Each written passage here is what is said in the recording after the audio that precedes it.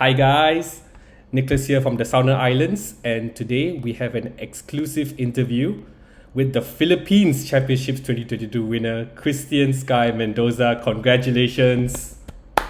Um, as I understand, you are not like new to the scene. You've actually have a lot of top finishes in Singapore, in the Philippines, in Thailand as well. And you're only 17, so this is your first year in the Masters, correct?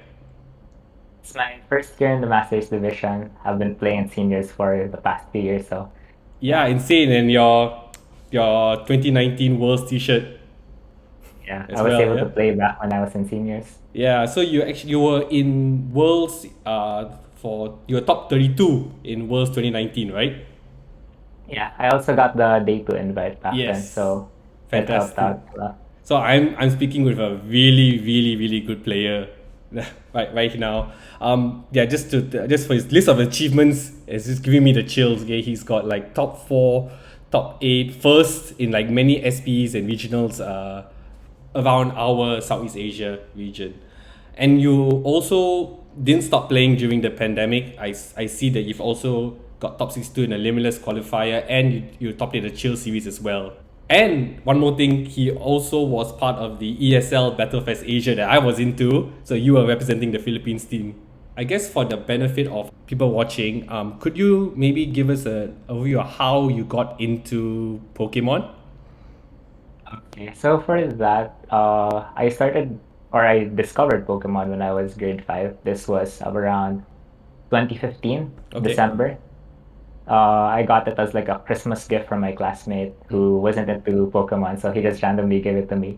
Wow. It was a 3-pack blister, the one with the Charizard pin. Yeah, we had the pins back then before the coins. Those were better. And I didn't really pay much attention to it since the Pokemon cards I didn't really know it. So I only really opened the packs during 2016, so a year later. That was when Evolutions came out, and Evolutions is the first set I opened, and I have the collection of it as like memories and all that. Oh, okay. Then from there, opening evolutions, how did you get into like competitive Pokemon TCG? So my dad found like the Facebook page for Pokemon Philippines. Then there was like announcements for tournaments in Robinson's Galleria, which is like the where courtside is. Yeah. And I was invited by my dad to play there, so I went on site. I brought my Articuno EX Legendary Battle Arena deck. I Wow. didn't know what rotation was back then, Mm. so I went there. I didn't know, so I was told by the players there, mainly I think that was Aki Galactica, that apparently there's this thing called rotation, and Yeah. there, so I couldn't play my Articuno EX since it was still black and white. Do you remember like that tournament? Like, like what was your like real first deck in the competitive scene then? Since I know you couldn't come play Articuno. I couldn't play Articuno, so I went along with Greninja Break. That was my first ever deck. Oh, that's a great deck, man. I also love Good Ninja Break, and big shout out to your dad. I think without your dad, none of this would have been like here. You know, if you didn't like discover that Facebook page. Yeah. Wow, amazing, So amazing. Okay, let's go straight into the Philippines Championships. Just for our note, players had to submit their decks around May. Is it April 22nd? Yes, it was yeah, the it happened. yeah, it was the first day of EYC was happening around that time. Um, how did your winning deck, the Arceus VSTAR Rapid Strike Urshifu, how did it come about? Could you like tell us a story of like you had like any fans input, playtesting? Because for many of us, I think during that time, Rapid Strike Urshifu was kind of falling on the wayside. Like not many people were really playing it. So just curious about your input here. During that time, Rapid Strike Urshifu was not something that was really noted by a lot of players because Yeah. pre-EOIC, Mew was still very dominant. So no one really dared to go with Rapid Strike Urshifu and fight that.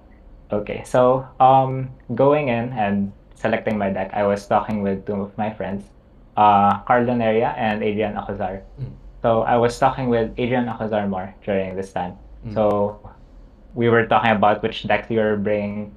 Then he told me he was bringing the Arceus Rapid Strike Urshifu. Then I told him that I was bringing the Arceus with Ice Rider Calyrex. Okay. Because I was thinking Ice Rider Calyrex is great against this Arceus VSTAR. But then after a few test games, it had a very bad new matchup. I didn't even want to think about it. So I let go of that deck. I got his idea with the Rapid Strike Urshifu and kind of built my deck around that idea.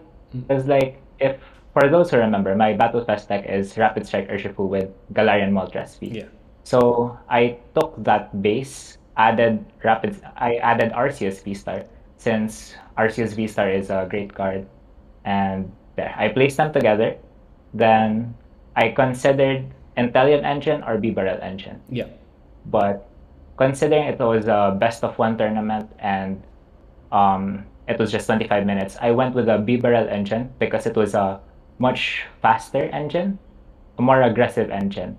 So I could roll my way through the early turns of the game without really having to worry about subtle pass or subtle with like keep calling. I wanted to avoid all of those things, so I just went with a Bibarel engine and two Crobats most importantly, because the Dark Asset ability, Yeah. right, it helps you just set up and get whatever you need. For sure, for sure. I guess we have a debate on our podcast, whether the Intellion engine is better or the Bibble engine is better. So, in general, if you had a choice in like right now, like would you revert back to Intellion, or I mean, will you stick to Bibble, or is it just depends on the deck? The thing is, both engines are great for Arceus Yeah. V-Star. You just have to choose because Bibarel engine, it's very good for the early game because you have all of these room for these great techs. You have Ultra Ball, more Quick Ball, more way to search your Pokemon because you only have 4 slots for the Bibarel. Whereas the Intellion engine, you have all of these Pokemon, so you have lesser search cards, or your search cards are now more of level ball, so you can't really search out your Arceus. Yeah. For the deck I have right now, I would still go on with Bibarel, and moving forward, I think I would still go on with Bibarel because my playstyle, I always go with the aggressive start. So having the Bibarel engine and the Crobats will always be my choice. Oh, but it's really fantastic. I mean, a lot of guys here as well. When we saw the Philippines decks, many of us were shocked because wow, Rapid Strike Urshifu. Like I think for our region here, like some people who saw Rapid Strike Urshifu like doing well in the early rounds of EUIC, they quickly like submitted their Rapid Strike Urshifu decks. But I don't think it was as stable or as like hard hitting as yours, for example. I believe you play a lot of energy cards in your deck as well, right? Yeah, I play 14 energy. I did Yeah, not want to that miss is really, really the shocking. attachment. 14 energy. Could you tell us like why 14? The reason I have 14 is like um those energies. First of all, I didn't want to miss an attachment with Urshifu, especially during the first turn. So playing 14 was I found it more on the better side because getting the turn 1 attachment on that Arceus is very important. Yeah, very. Once you miss, you have to go on later with like a Dire Flame Wing, send an energy switch plus a DTE on Arceus V-Star and like a choice belt.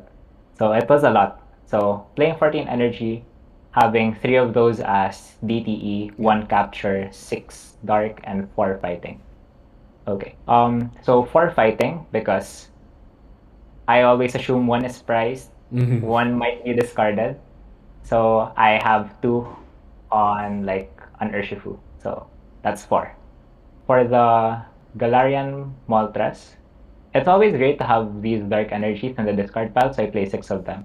So when you're discarding cards using Quick Ball, Ultra Ball, I always have like energies discarded so that I can Dire Flame Wings. And I have training card anyway, so it's more energy on top of the 14. I play 2 training cards, yeah.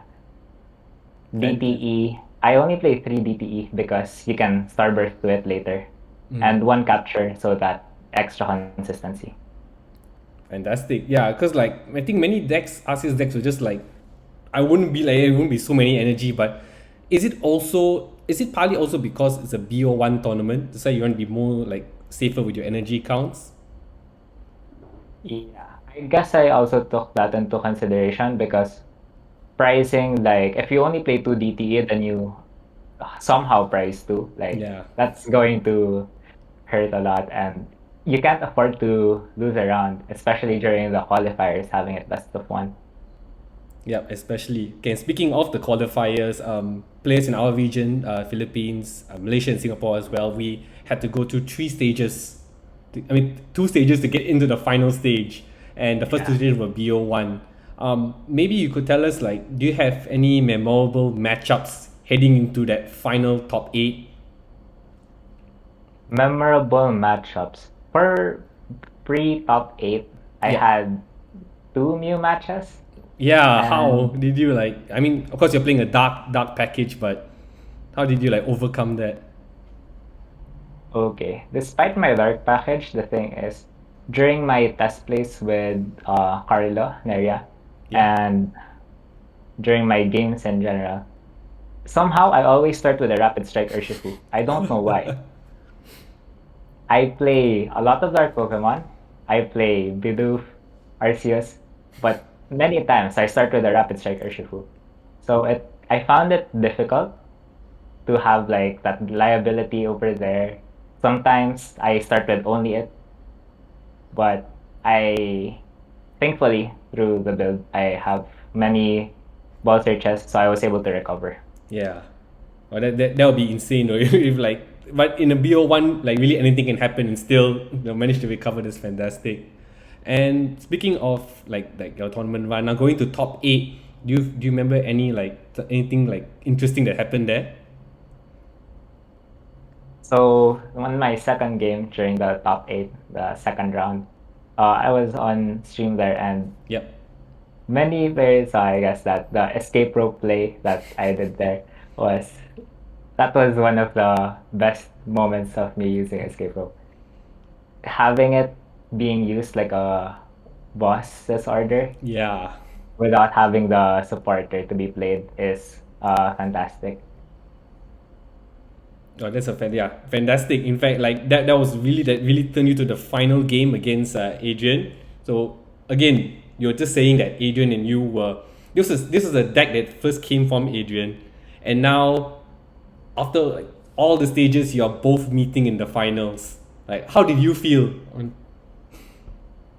First, I felt that it was a great feeling because I knew that both of us had the same idea. Even though our builds were different, I had more dark Pokemon. He had like battle VIP passes. Our decks were like on the board. You can see that our decks look similar, but Yeah. the structure of the decks were kind of different. But I was still proud that we were able to represent Arceus Rapid Strike Urshifu well. It's a fantastic story, to see like both of you come up with the deck together and somehow after like everything just meet in the finals. It's really, really fantastic. Again, one more time, once again, congratulations. Fantastic win. Now we're going to an Astro Radiance meta where we are seeing decks like Blissey V somehow come into prominence, and the very everyone anticipated Palkia V-Star. So would you still like my first question would be that for that, would you still play Rapid Strike Urshifu VMAX, and what would you change for this Astro Radiance meta? Okay. If and only if I want to keep the deck, I would first add Grant Yeah. because this would um help out with the numbers, reaching those numbers, and also helping the Bibarel draw engine because you're discarding two, then you're thinning your hand out. Yeah. Um, I'll also add Rapid Strike Energy Okay. because having that option to attach early game or have the Raihan for the attach from discard and search the Rapid Strike energy. It's a great option to have. Fantastic. But Yeah. having the meta shift to whatever we're having right now, Yeah. I think it's better to look at the meta first and evolve the Arceus deck from there. Because I built the deck to be a counter back.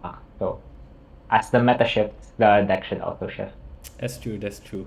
But again, if our tournaments continue to be like strict BO1 only to like top cut BO3, there is that element of like luck, right? Like when coming into a tournament like this. So how would you like mitigate like this kind of like if our tournaments in the future were to be more like BO1 centric? If the tournaments continue to become best of one, the best thing to do in these scenarios is to have a deck that is really consistent. You have multiple counts of your cards. That's another reason why I went with Bibarel and not Intellion. Because Intellion tends to play these one-offs that you don't know when it will be priced. Whereas Bibarel, I have multiple two-offs there. So one can be priced, then I have the other one that is still in the deck. Okay, that's great advice for like new players like looking forward to joining the future tournaments, especially after Worlds. But before we talk about a little bit about Worlds, maybe you could do you have anyone that you like to thank for how you've got this far? Yes, there are a lot of people that I want to thank. Yeah, take your time. Take your time. Okay. So there's my friend, there's Adrian Acuzar, then his brother Anthony Acuzar, both of them helped me. Then there's also Cardon area. He helped me test play. There's also the judges there, Philip Manakil, Rose, Devan. Then there's also my friends who lent me cards, Aki Galmatica and his dad John. There's also Jace and Ryan Wong. They helped me with the cards because I thought of the deck last minute and I didn't have much access to cards there, so I had to borrow from here and there. Thanks again so much, Kai, for joining me for this interview. I guess the next time I'm going to see you will be probably in Worlds at London, right? Yeah, see you in London. Yeah. Thank you again for joining me in this interview. Bye, guys. Bye.